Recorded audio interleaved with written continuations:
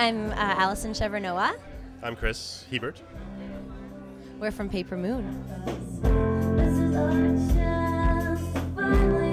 Just the music climate right now is more geared towards like sort of this type of stuff that we do, like kind of the love pop or the romantic pop. 4 years ago, I know like we're from Winnipeg, and in Winnipeg the scene was definitely kind of like a punk rock scene.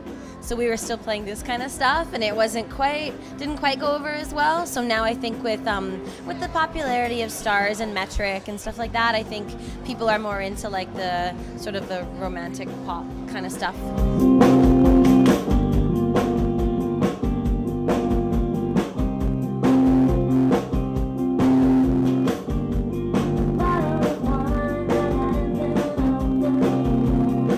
The name of this tour was originally going to be like, let's sell some records, but it kind of turned into, what is it?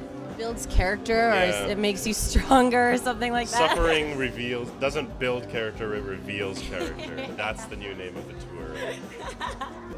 It's even when you've had a really long day on the road or something, you turn up and there's like 3 people in the club, but then you see that one person that you know, when they've come out, they've come out just for you. Yeah, they've driven like an hour from another city to come to see you, and it's just amazing. That means everything. Yeah. So, yay fans! Yay!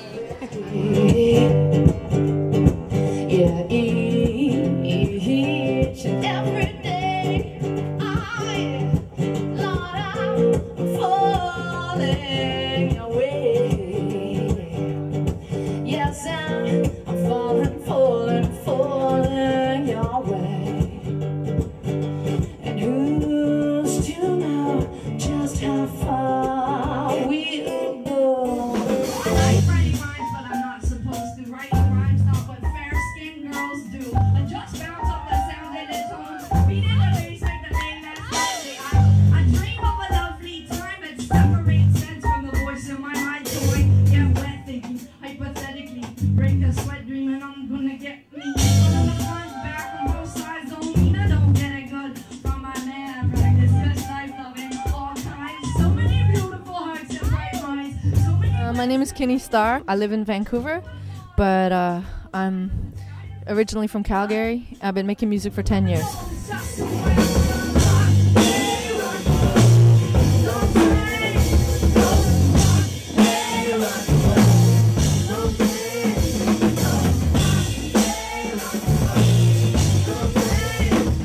Not every painter gets to show their work, so I don't see why every musician should get to air their work, Yeah, like every musician has that story, so if you've been around for a while, chances are you've got a record that's been shelved.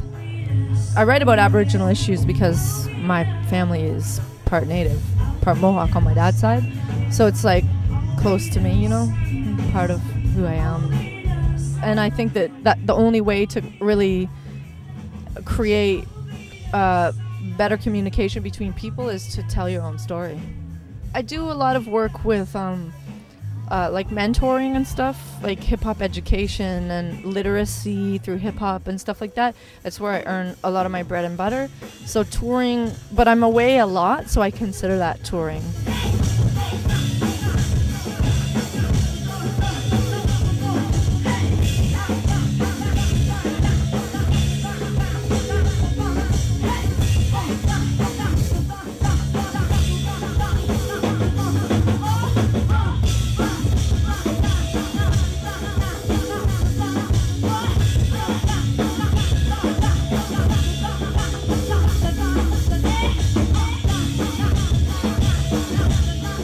www.kinniestarr.com or MySpace, kinniestarr.com. And yeah, please buy my 4th record. You can download it too, but buy it as well.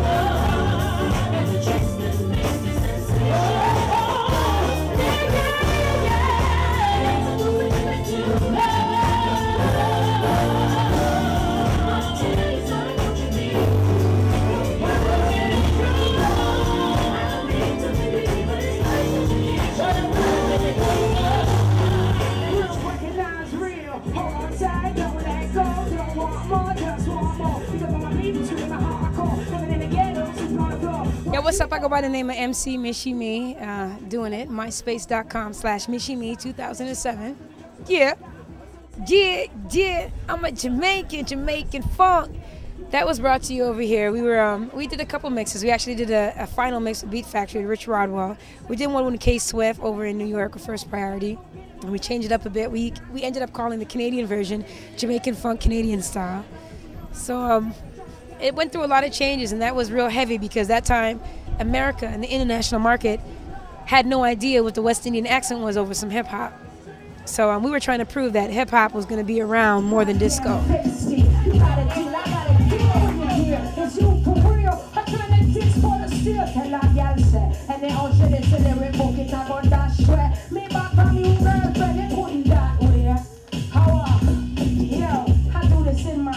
It can be aggressive and still gangster, yet it can be uplifting because you got to speak to the people. You got to speak to who's listening, and they speak a different language. And maybe it's not corporate, international world, but you know, rock, rap, and reggae, the grassroots of all three of those are very aggressive and very street coordinated and orientated.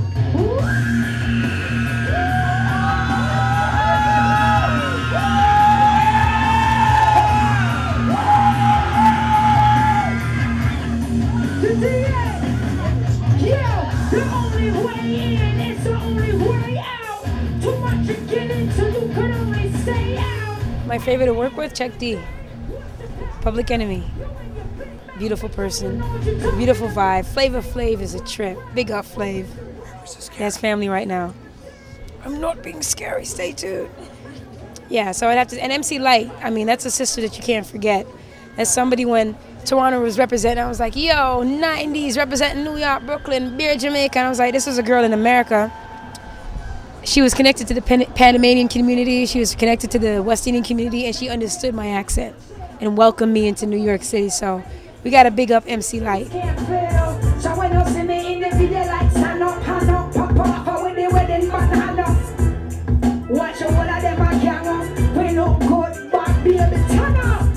We got the new record coming out, and it's rock, rap, and reggae. You cannot believe the elements of grassroots level that we've met in international music come out on the forefront, and it's very hard for a female artist to reach through the glass ceiling. The glass ceiling still exists, and that's my cue.